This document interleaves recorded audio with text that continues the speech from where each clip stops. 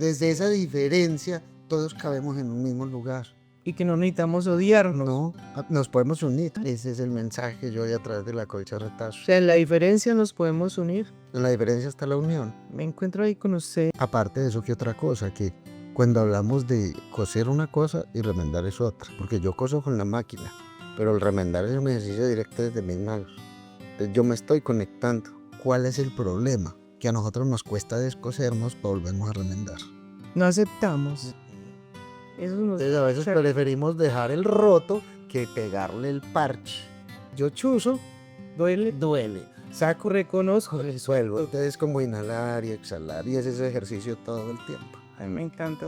Yo soy Mariano Álvarez Rodríguez y tengo la bella posibilidad de compartir con ustedes la historia del maestro Iván. Bienvenido, maestro. ¿Cómo está? Le cuenta por favor a nuestra comunidad quién es el maestro Iván. Claro que sí, gracias por la invitación. Con mucho gusto. Bueno, mi nombre de pila es Iván Danilo Rincón Giraldo. Soy de Fresno, Tolima. Tengo una mezcla extraña, de pronto en el acento la van a notar y dicen, pero ¿por qué el Tolima ya habla paisa? Pero es que es esa mezcla cultural que tenemos ahí. Mi nombre artístico es Iván Rincones Arte, todo pegadito, Rincones Arte. Soy artista plástico, gestor cultural, he sido docente también por muchos años. Y nada, yo creo que un creativo, soñador, bicharachero y recochero de risas, ese soy yo. Pero un creativo que desde el hacer ha sabido tener un camino impecable en el arte y llevar su obra a rincones impresionantes, puede ver en su hoja de vida. Sí, pues en esa tarea estamos todo el tiempo. Yo siempre hablo de coser, de tejer, de remendar y en ese proceso permanezco tanto yo como las personas que trato que me rodeen en este camino y les hablo de eso, es tejer. Entonces eso que dice sí es una constante, estar remendando, tejiendo y construyendo. Y en esas estamos todos los días porque nunca se acaba de remendar. Todos los días estamos remendando. A mí me parece una palabra muy sabia, pero para que ese tejido se dé, para que ese tejido se arme, tiene que haber un fuego interior que lo impulse. Y muy fuerte, ¿o no? Sí, claro. Motivaciones, claro, hay muchas. El mismo ver las barreras, yo creo que son las mayores motivaciones. Porque al haber tanta dificultad en muchos procesos, se convierte es como en un reto personal también, desde lo emocional, desde lo profesional, de borrar eso que está en la cabeza, de decir no se puede o no es posible y mostrar lo contrario, a uno mismo. Yo digo que empezando por ahí, yo jamás llegué a visionar en algún momento cosas de las que he hecho ahorita o por las que he pasado, pero ya las he hecho. Entonces, claro, entonces ver esas barreras que cree uno que existen, como, no sé, cosas como decir salir del país, que mucha gente las ve y dicen, ¿cuándo me veré yo saliendo del país y más a hacer arte o hacer algo así? Ya eso lo pasé hace rato. Y así muchas otras experiencias, o estar en tal escenario, o hablar con tal persona, o que alguien escuche y tenga la resonancia de lo que es el nombre tuyo y lo identifique de una vez. A usted es tal persona. Eso. Cuando lo escuché, lo he visto, lo vi en tal parte, en tal país, sí. Lo vi en Instagram, lo vi. Ese reconocimiento que ha logrado adquirir. Bueno, maestro, todo fuego tiene una chispa. ¿Cuál fue la suya que encendió que usted se iba por el camino del arte? Pues desde muy niño he estado metido en este cuento y en el camino me fui dando cuenta de otras cosas. Pues yo de niño no veía ni a mi mamá ni a mi papá hacer cosas de arte, pero resulta que a medida que fui creciendo me di cuenta que estaban más involucrados de lo que yo me imaginaba. ¿Por qué? Mi mamá bailaba danzas, hacía teatro, declamaba poemas. Y ahí entendí muchas cosas porque cuando estábamos en la escuela lo metían a uno a una declamación o alguna cosa, ella hacía las maromas que fueran por armar un disfraz, por lo que fuera, para hacerlo participar a uno. Ajá. Pero nunca nos decía que ella hacía esas cosas. Mi papá también por su lado, siendo constructor, pues resulta que siempre fue como muy inquieto de ser artesano, reparar cosas y todo eso. Y hace tallas en madera, pega, repara cosas. Entonces siempre como esa parte creativa. Mis hermanos, uno orador, le gusta escribir cuentos, participando como en el concurso nacional de cuento, cosas así. Y uno lo ve así todo serio y no se imagina que él hace eso. Escribe muy bien. Y el otro, un músico, compositor también, que ha sido instructor de música, pero que también por los lados se metió a medio pintar y también a diseñar y todo eso. Entonces, no pensé que en mi familia ese aire artístico estuviera. Me vine a dar cuenta pues ya después de mucho tiempo. Pero de niño yo sí era muy inquieto, entonces en los procesos de la Casa de la Cultura, no fue solo en la parte de plásticas, yo fui zanquero, estuve en papayera, estuve en danzas, estuve en teatro, estuve en comparsas, nos montamos en esas chivas a recorrer los pueblos, íbamos a festivales, recuerdo mucho uno por ejemplo que fue un festival que hacen en Caramanta, Antioquia precisamente, y nos vinimos en una chiva desde Fresno hasta Caramanta, eso era como un 8 de diciembre, a tocar en un desfile por la calle. Entonces desde muy chinche, como dice mi papá esa palabra, o muy pollo, desde muy chinche pues siempre como metido en ese cuento, y la habilidad de la pintura siempre estuvo muy presente, pero como rompiendo también los esquemas, porque el primer dibujo que yo me acuerdo que hice bien fue un carro, pero lo dibujé bien, pero lo pinté todo rojo, las llantas y todo rojas. ¿A los cuántos años? Yo tendría en ese momento, yo creo por ahí 8 o 9 años. Ah, muy peque. Y también rompiendo esquemas. Yo me acuerdo que nos enseñaban en letra cursiva. Uno no podía escribir en letra despegada. Y tenía que escribir títulos con rojo, contenido con azul. No, Iván se fue y consiguió un lapicero negro. Y ella escribió en letra despegada. Tengo buena caligrafía. Menos mal. Pero eso era irme contra la corriente, obviamente. No es que tiene que escribir con letra pegada. Cuando eso todavía estaba el tema de la letra con sangre entra, entonces yo probé. Sí, era cierto. Sí, yo probé ese cuentico de la regla y esas cosas por llevar la corriente, en ese sentido. ¿En qué momento descubrió que su arte podría salvar más que su alma, su propio ser? ¿En qué momento usted encuentra ese equivalente? Pues cuando estaba en el grado octavo, hicieron un concurso que para representar un personaje típico de mi Fresno, de mi pueblo. Mi mamá me copiaba mucho en todas esas cosas. Y nos pusimos a averiguar, y esa obra la hice yo hace 25 años. Fue la primera que saqué. Hicieron un salón de artes y entonces yo pinté en carboncillo sobre el lienzo, sin saber usar un carboncillo, sin saber hacer un lienzo, a un señor que se llama José Luis Pineda Ciro. Y le decían Topo. Pero no fue solo pintarlo, sino investigar, porque era un loquito del pueblo. Todo el mundo veía al loco, pero nadie sabía ni cómo se llamaba, ni qué le gustaba, ni nada.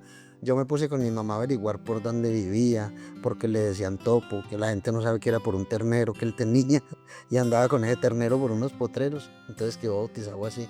Todos esos daticos, pues hice esa obra de Topo y la expuse en un salón de artes, pero ya habían artistas, no, yo tendría que 12, 13 años, y me recibieron la obra. La puse allá y todo el mundo llegó e identificaba a Topo. Ya sí, entonces sí quedó parecido. Y la puse y eso se quedó ahí. Pero entonces yo vi que la obra llamó la atención. Entro al taller del maestro. No, sigo estudiando y yo por los lados pues pintaba cerámicas, cosas, pero como un hobby, o sea, no. Me graduó del colegio y entro ese primer año a estudiar claroscuro con el maestro Guerrero. Pero no sé, nada de color, a mí no me enseñó nadie a manejar el color. El maestro Guerrero es un pintor destacado Sí, de sí, pueblo, o tres, ¿no? él vivió en Fresno mucho tiempo, pero ya él es de Guaduas, Cundinamarca. De hecho, cuando uno pasa por Guaduas, si han tenido la oportunidad de hacerlo, toda la carretera en el municipio como tal, que hay unos murales que cuentan toda la historia de Policarpo Salabarrieta, que están pintados, eso los hizo él, Ah, qué bien. el maestro Guerrero. Entonces él me enseñó claroscuro y yo trabajaba carbonchillo, hacía todo eso. Estuve un año en eso y ya yo solo empecé a hacer la exploración del color. Eso armaba bajos bastidores chuecos. Yo, yo mismo los armaba, boleaba puntilla, martillo, de todo, pues yo mismo. Claro, cuando tensionaba yo no sabía que al bastidor había que poner la mitad un refuerzo. Yo tensionaba, entonces eso quedaba así. Y así pintaba, Y así lo hacía. y así pintaba. Voy al Salón Botero y llevo esas obras, las exponen y gano en el Salón Botero. Oh, Y yo dije, por aquí fue la cosa. encontró su norte. Y empecé a encontrar, y yo dije, tengo que empezarme a pulir más. Pero básicamente fue así. Ya luego fue que la academia tuvo que venir a hacer una influencia grande en mí. Pero cuando empecé ese, que yo dije, por aquí fue, porque a mí me decían que estudiara Bellas Artes y yo decía que no. O sea, sus inicios, maestro, fueron netamente autodidactas. Siempre fueron autodidactas. ¿Podría usted entonces darle un mensaje a los jóvenes que para sus inicios necesariamente se requiere creatividad y mucha dedicación? La disciplina. No Sí. la disciplina. Eso ¿Qué es le diría usted a eso? La disciplina es fundamental y de hecho yo cito mucho a alguien cuando hablo de eso. Kenji, Yokoi Kenji, la mamá de él es del Fresno. Sí. Marta Cecilia Yokoi es del Fresno y Kenji tiene esas raíces del Fresno. Y Kenji habla de eso, él habla de la disciplina. Cualquier persona puede tener cualquier gusto, cualquier pasión, cualquier oficio, pero si usted no es constante y disciplinado en lo que hace, no va a poder, por muy bueno que sea. Pero un trabajo sin disciplina no va a ser posible. La base de todo progreso siempre será la disciplina. Siempre va a ser. Y esa Y la disciplina, constancia. claro, esa Acompañada de disciplina la viene constancia. acompañada de la constancia. Porque usted puede ser disciplinado, pero si a la primera, el bajonazo usted ya dice, no, voy a perder el hilo, no, voy a tener esa constante. Sí. Tiene que seguir. Maestro, le voy a contar algo que leí y quise escribir para su entrevista. Dicen que los muros también hablan, que las paredes guardan secretos y que los colores pueden gritar lo que las palabras callan. ¿Usted está de acuerdo con eso? Sí, ¿Por qué? es que a veces hay tantas cosas que uno no es capaz de expresar. ¿Y en la pintura sí? Sí, claro. ¿Ahí es libre cuando pinta? Sí, de hecho a mí no me gusta hacer bocetos. ¿Nunca hace un boceto? ¿Inicia de una vez con la idea que tiene? Sí, yo de pronto tengo una idea y haré unas rayas, pero a mí no me gusta amarrarme a un boceto. El arte es algún ejercicio libre, sea pintando, sea escribiendo, es libre. Y una pincelada le da a uno pie a otra línea, a otro trazo. Cuando uno logra conectarse, ahí se desconecta el resto del mundo. Entonces, a tener un boceto es una camisa de fuerza, porque frustra. Porque entonces lo tengo que hacer como está ahí. En esa desconexión de la que usted habla, está usted con lo que usted quiere plasmar. ¿Cómo es la conexión cuerpo-cerebro-mente con lo que quiere plasmar, maestro? Yo, es muy curioso. Yo no veo televisión. No me la paso escuchando música. Pero necesito un ruido mínimo cuando estoy pintando. Por ejemplo, pues yo prendo un televisor, que es un coco viejo, precisamente porque no veo televisión, no tengo un televisor moderno ni nada de eso, pero lo prendo a bajito volumen o algo, como para escuchar que hay alguien ahí. Pero yo no estoy mirando el televisor. Ni tampoco concentrado en lo que está No, nada. comunicando a la persona de turno en el momento. Y dentro de esa misma libertad la asumo con mi cuerpo. Entonces es muy curioso porque la gente lo tomará por otro lado y dice el exhibicionista. No, pues es que yo pinto sin camisa. Yo lo vi en muchos fotos sin camisa. Y me llamó la Y yo transmito en vivo y todo así. ¿Por qué, maestro? Porque es que yo me siento, o sea, literal me estoy conectando, yo siento la pintura, si me cae una gota me chispea por acá o algo.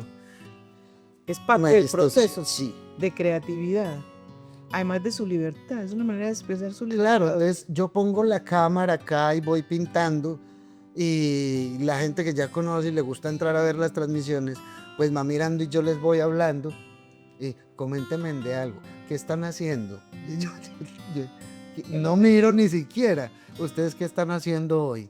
¿Qué hicieron hoy? ¿Qué almorzaron? O volteo a mirar, ¿cómo hace tal trazo? Ah, bueno, tal trazo así, tal. Ay, me acuerdo que tenemos un evento esta semana. Los invito de una vez para que asistan y tal cosa. Al comienzo eran, uy, exhibicionista. Claro, es que el que no muestra no vende. Pero los que ya me conocen saben que yo monto las fotos sin camisa pintando y todo. Aparte que en el Fresno ya hace mucho calor. Entonces me acostumbré a quitarme la... Ya eso en pantaloneta. Y ya, chanclas, pantalonetas sin camisa. Y me siento allá a trabajar así. Y en Bogotá no me da frío. Pues mi apartamento donde tengo el estudio tampoco es frío. Y hago el ejercicio de pintar así de esa manera. Entonces yo me desconecto, me concentro en lo que estoy haciendo. Dispongo la mesa con todo acá. A veces me traigo un café. Me lo pongo ahí al lado. Obviamente tengo los momentos de pausa. Porque duele la espalda, duele la vista. Uno se cansan las manos, llega el punto en el que estoy pintando y ya la fuerza no me da y se me cae el pincel. Pero pierdo la noción del tiempo. Usted tiene una historia, un acontecimiento sobre algo y eso lo inspira y dice, lo voy a plasmar acá en este... Sí. Algo que le llega o que lo alegra o que lo pone triste o exactamente qué hace que cree, maestro. Sí, depende mucho de las circunstancias también. Hay procesos personales, hay procesos desde lo social que de manera directa o indirecta los vivo. Hay otros que son simplemente como el desparpajo de la imaginación cuando se me ocurre crear alguna cosa. Pero sí, obviamente hay muchas vivencias. Yo cuando hablo de las colchas de retazos, venía hablando de ellas hacía mucho tiempo en mis obras. Pero una vivencia me hizo entender que esa colcha era yo. Y a través de eso la obra obviamente evolucionó demasiado. Y de ahí nacieron conferencias, y de ahí nacieron charlas. Y empecé a hacer... Cuando usted habla de una colcha de retazos, maestro, está mirando socialmente el contraste de lo que vivimos, de lo que usted Totalmente. ve y las historias que usted escucha. Totalmente. Desde lo personal y lo colectivo, porque yo miro una colcha de retazos y está hecha de pedazos. Una cantidad de pedazos que conforman un todo.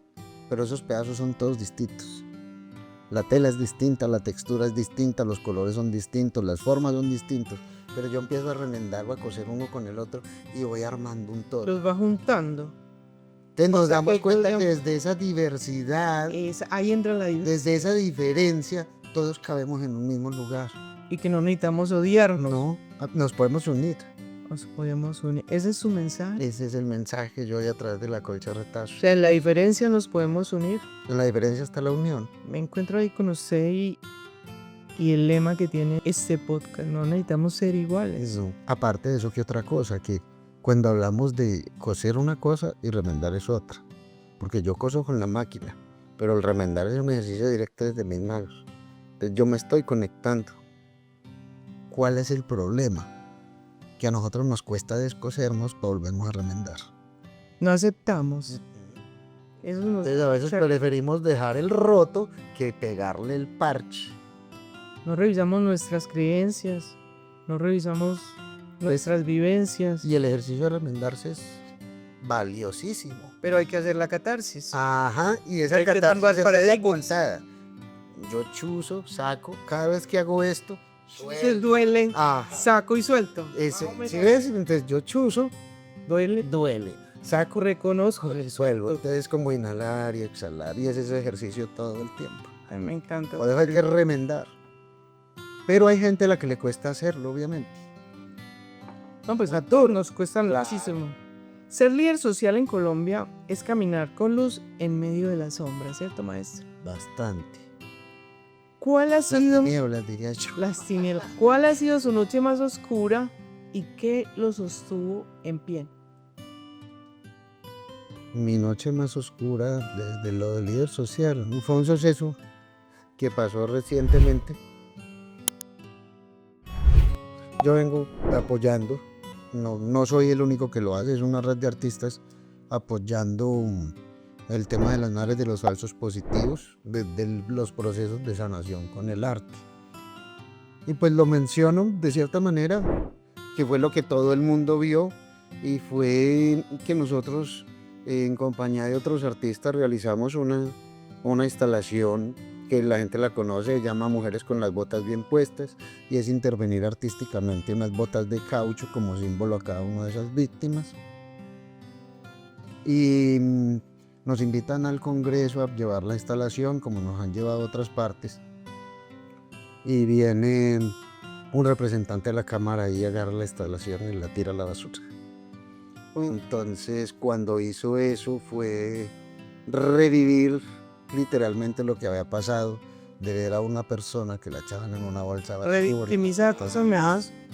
Entonces ver eso, aparte de ver el irrespeto a la memoria, Para algunos ignorantes de Colombia que no saben qué es el significado de estas botas, que es de los 6.402 víctimas de los falsos positivos de Colombia, no solamente de Soacha y Bogotá, de Colombia, queremos decirle que qué tristeza que ustedes hagan esto de botar las botas en un basurero cuando no son basura. Estos fueron nuestros hijos, nuestros seres queridos, a los cuales mató el Estado. Entonces, que ese señor se disculpe ante todas las víctimas de Colombia, que no se abuse. el irrespeto a las mamás, a las víctimas, decir que eso era basura y a la basura debía estar, o sea, Duro. fue algo durísimo, ir a coger, a sacar de esas bolsas de basura las botas. Como su vida y su dolor. No solo eso, empezar a verlas, porque es que el significado es fuerte. Habían obras en las botas intervenidas con elementos y al hacer eso y sacarlas estaban mutiladas, estaban dañadas. Entonces era como ver esos cuerpos, tal cual. Tal cual. Entonces ese ha sido uno de los procesos, trabajando desde lo del liderazgo como social y eso con víctimas, muy fuerte, no solo para mí, sino que nos dimos cuenta que eso sacudió a mucha gente, esa acción, que también hay que decirlo, lo que es no pensar bien. Seguro pensaron que con eso nos iban a hacer que la gente odiara a lo que hacían las mamás o eso, y al contrario, fue a reflexionar para que más gente indagara el porqué de las botas, de cuál era esa historia detrás de esas botas, y empezaran a estudiar un poquitico más a fondo sobre ese tema de víctimas. Bueno, maestro, ¿por qué usted, por favor, no nos ilustra cuál es la historia de esas botas? Bueno, la historia de las botas. Ana Adelina Páez es una de las madres de Soacha. Cuando ella perdió a su hijo, ella fue la primera que se dio cuenta que tenía las botas al revés. El hijo de ella tenía las botas al revés.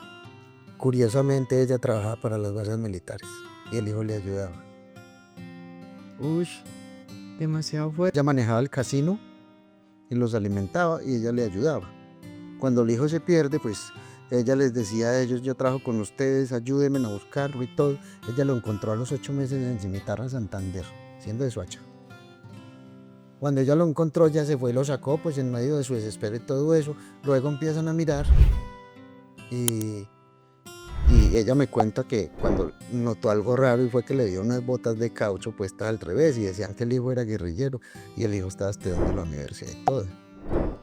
Entonces ellas van donde el personero o la personera de Soacha en ese momento, como que les ayudara, y llega Ana y se da cuenta que Ana está allá, y también llegó Jacqueline, y se dio cuenta que también llegó Doris, y se dio cuenta que... Empezaron a llegar. Y se armó un nodo como de 13 mamazos. Opa. Y empiezan a buscar esa vaina y la verdad, y empieza todo ese proceso. Que de hecho Doris apenas hasta el año pasado encontró a su hijo, pues los restos, Los restos. después de 17 años. O sea, ¿a dónde no habría ido? Ujú. ¿Y cómo habría sostenido ese dolor tan grande? Que Yo eso, pienso otra, ahora, pues, que eso también es un proceso muy doloroso, porque Digamos que a usted se le muere alguien, usted va y le hace el sepelio y todo, y usted dice, yo me lo visito allá. Pero usted con incertidumbre, sin saber dónde está, dile a llevar así ya una flor, hacerle una oración, Es que esa herida mental no estar en descansa. ese vilo ahí todo el tiempo.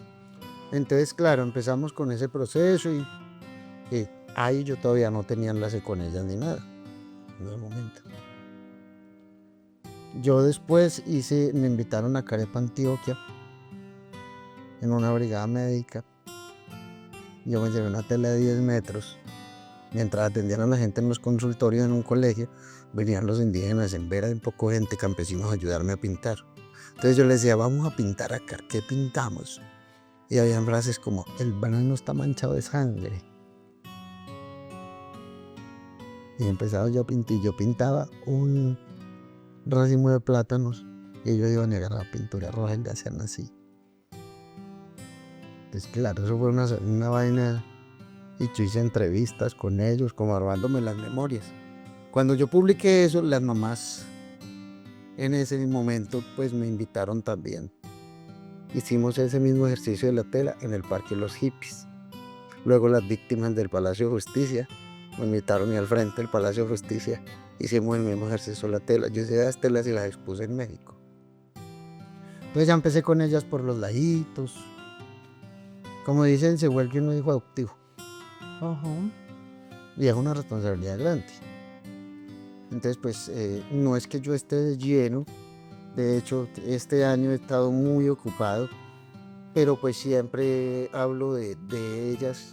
Pero ha servido de eco para Eso atraerla. es a lo que voy yo. Entonces este año, digamos, como he tenido otras actividades, me tocó salir del país y eso, pero siempre trato de replicar el mensaje de ellas donde estoy en contacto con ellas también, por si se hacen cosas, todavía seguimos con lo de las botas. El caso es que hace 3 años me llaman ellas, me reúno con ellas en el Bronx, en el Distrito Creativo, yo iba para Argentina, me dicen queremos hacer una instalación con botas de caucho en la Plaza de Bolívar, querían llenar la plaza con 6.402 botas, que es el número admitido por la gente, porque son más. Sí, todo muestra que... Ajá, entonces desde ese simbolismo, como que hacer una voz de que sí es verdad y todo esto, entonces me dice, pues Jacqueline y ellas en su momento que sí quería asumir el proyecto. Y yo le dije que sí, pero que lo tomáramos de otra manera y que interviniéramos artísticamente en las botas. Entonces yo empiezo con la red de artistas que tengo a llamarlos. ¿Sabes qué fue lo más curioso de eso?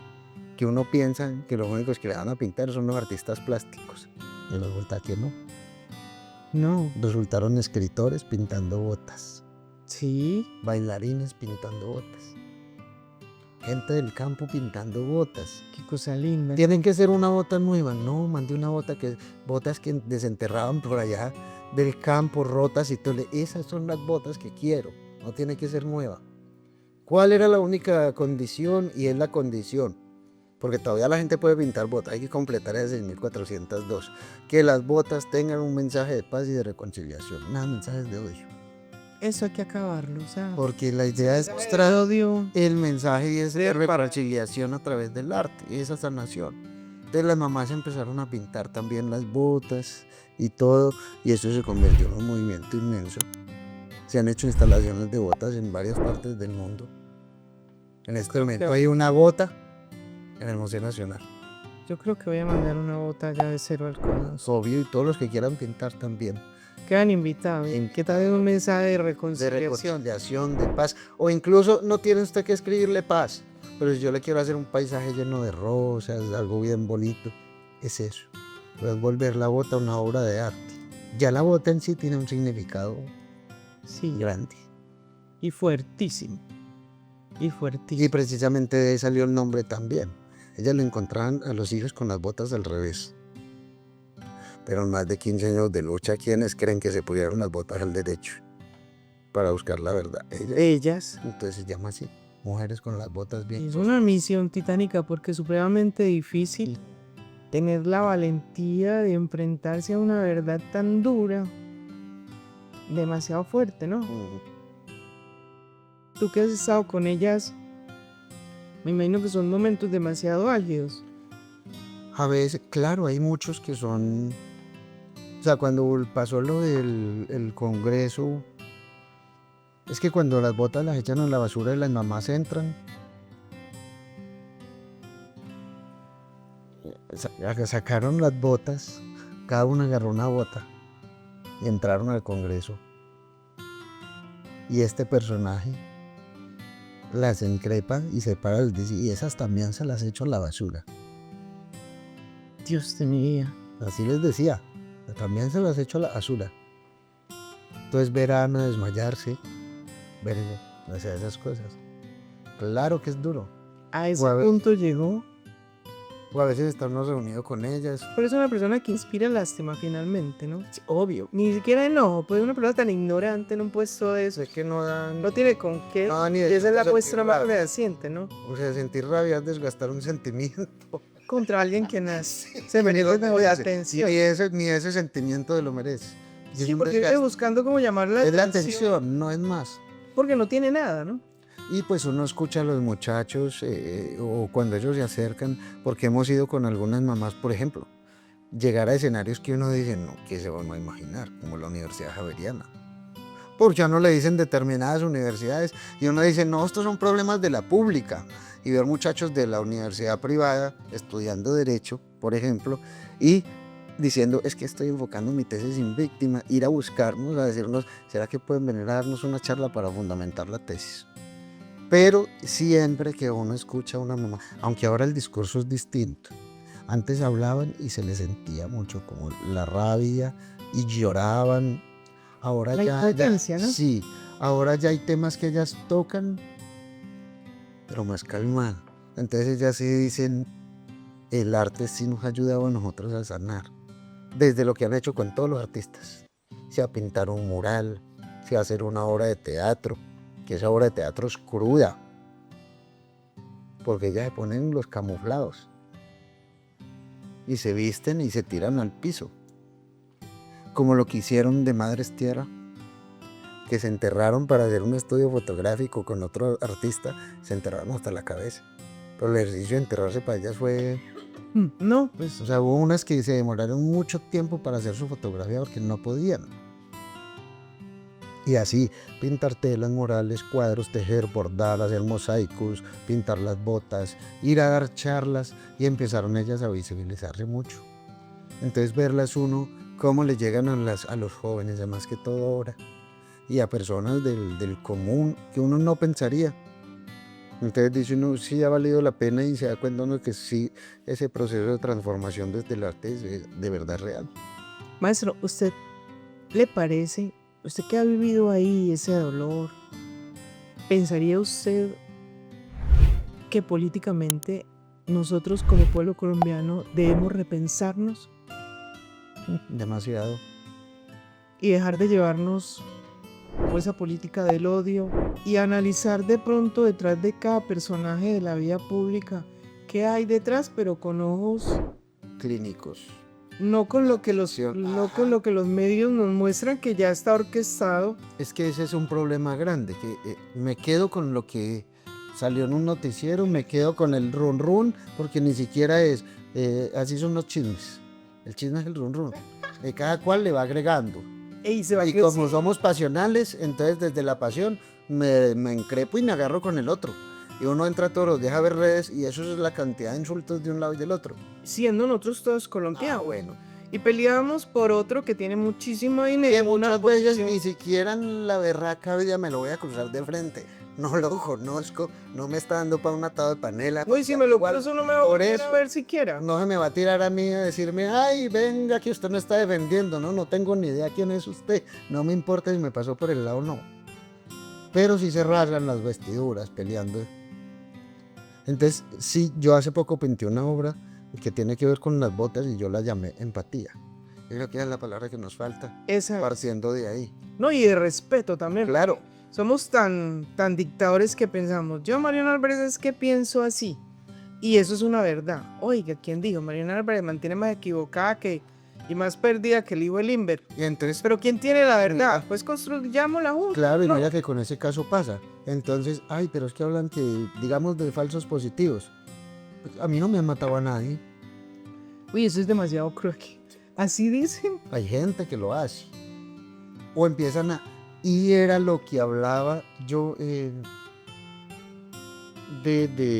es que no es el tema de porque estoy aquí o estoy allá. Entonces, cuando se hace una publicación de falsos positivos, empiezan a hablar. ¿Y cuántos militares han estado muertos también? Entonces, no es cuáles son los muertos que más pesa. Es que no deberían haber Que muertos todos somos colombianos. pesando de ningún lado. Independiente del rol que le corresponde, porque yo como uniformada que fui, pues ese es el rol que le corresponde. O yo soy apolítico, lo siento, cariño, pero apolítico no es. Nadie. Usted desde que nació ya está inmerso políticamente en algo. Usted tiene un registro civil que lo hace ciudadano de algún lugar. Le ponen un nombre. Lo incluyen a un seguro. Ah, no, yo soy apolítico. Usted apolítico no es. Y eso también le da unos derechos y unas obligaciones. Maestro, si usted pudiera pintar el futuro en un mural desde el cielo, ¿qué imagen plasmaría allí? Uy.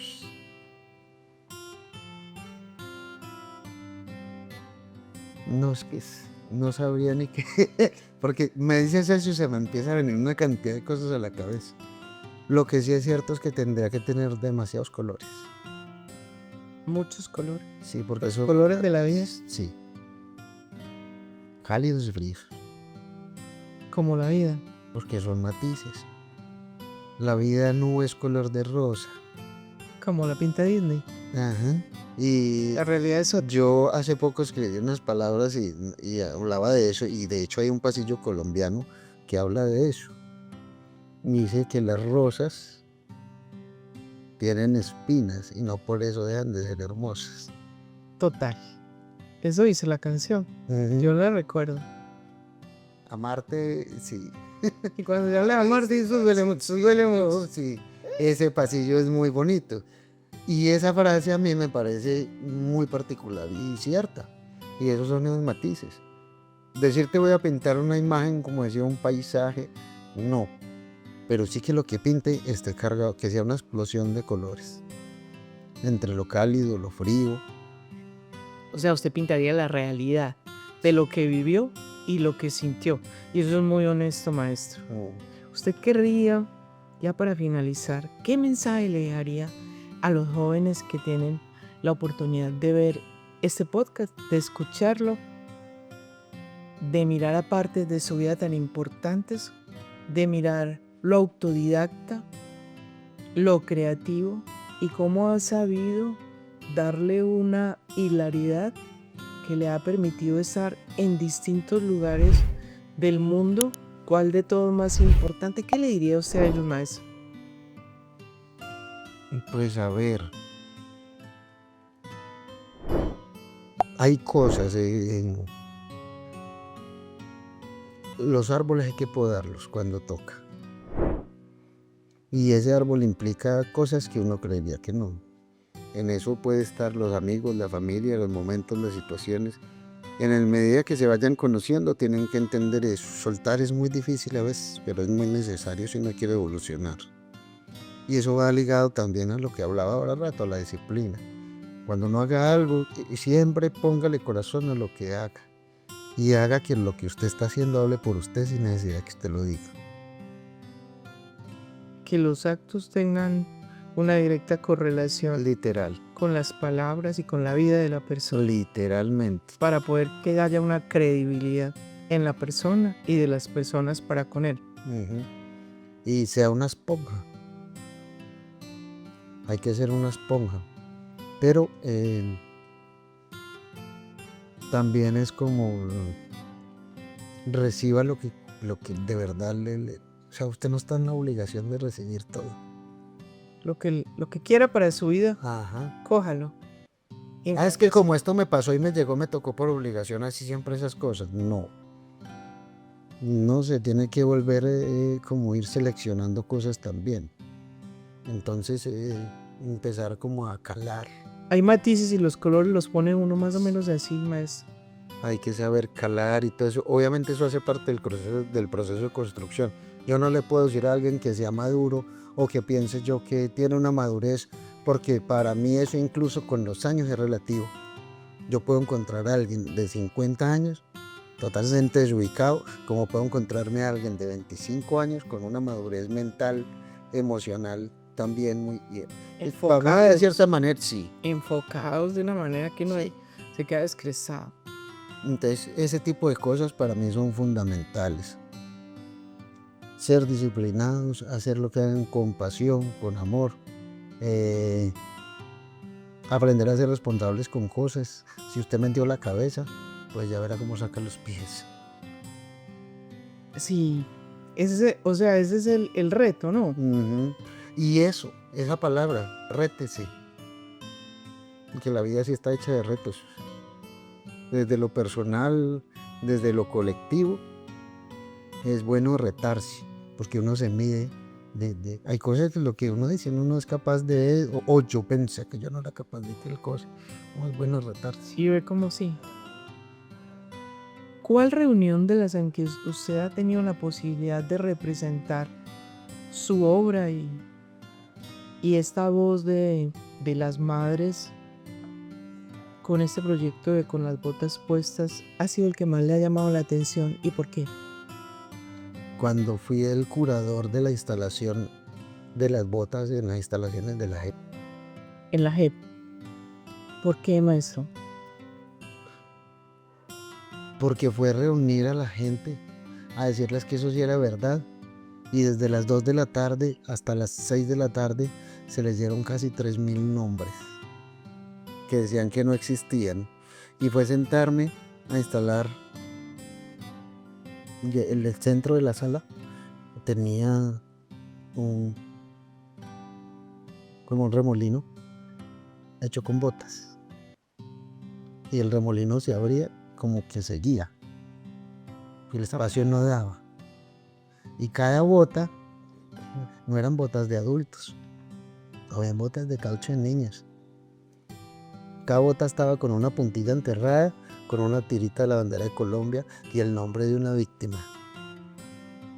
Muy duro emocionalmente. Y llegó gente y agarró las botas y les empezó a poner flores.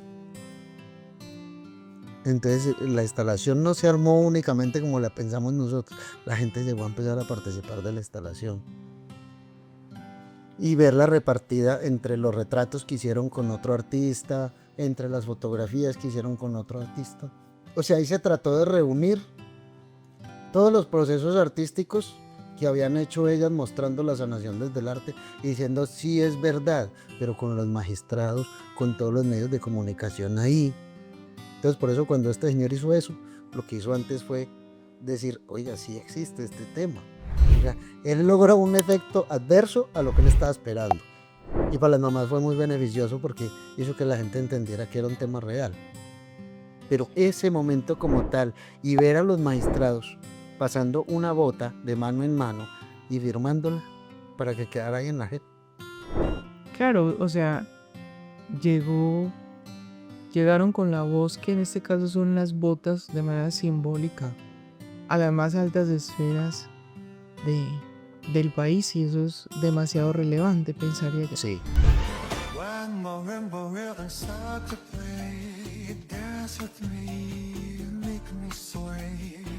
Like a lazy ocean hugs the shore, I hold me close, sway me more. Like a flower bending in the breeze, bend with me, sway with ease. But when you dance, you have to bear with me, stare with me, sway with me. Other dancers may be on the floor, dear, but my eyes will see only you. Only you have that magic technique. When we sway, I go real. I can give some love. Mirando su trayectoria desde niño, lo que ha hecho de manera didáctica, posterior formándose desde su perspectiva como artista, se da cuenta uno de que el arte no se borra, que se queda en el alma de quien lo mira, y que hoy en este podcast tuvimos la oportunidad de descubrir que la verdadera obra maestra no está en el muro, sino en la comunidad que se reconoce en él. Le quiero dar un aplauso, maestro. Muchas gracias. Su trabajo con la comunidad me parece demasiado grande y le agradezco muchísimo que haya permitido que hoy en esa silla esté sentado quien tiene tanto para enseñar y tanto para mostrar, desde sus ganas, desde ser un autodidacta, desde ser un aprendiz permanente que se mueve. Gracias, maestro, de verdad, en nombre de toda la comunidad, una y mil gracias. Y a ustedes, querida comunidad, por favor, suscríbanse al canal, denle like al contenido y estén pendientes, porque créanme que esto cada vez se pone mejor. Chao, querida comunidad. Yo soy Mariana Álvarez y me siento feliz de tenerlos acá siempre, cada 8 días, porque lo digo con conocimiento de causa, porque las estadísticas en las suscripciones y en la manera como miran el contenido así me lo demuestra, y es algo que me tiene muy pinchada. Chao, querida comunidad. Si alguna de estas historias le ha resonado contigo, si encontraste respuesta a esa pregunta que no le habías encontrado la comba, si sientes que te dio la energía y que te dio la chispa, que encendió la chispa que te permite crear esa idea que tenías ahí y que no habías desarrollado aún, entonces considera la posibilidad de comentar, de darle like al canal, de suscribirte, de compartirlo con tu comunidad, con tu familia y amigos. Recuerden, De Cero el Cosmos fue creado absolutamente para todos y con esa idea de transformación personal, tanto interior como exteriormente. Que podamos comunicarnos todo el tiempo.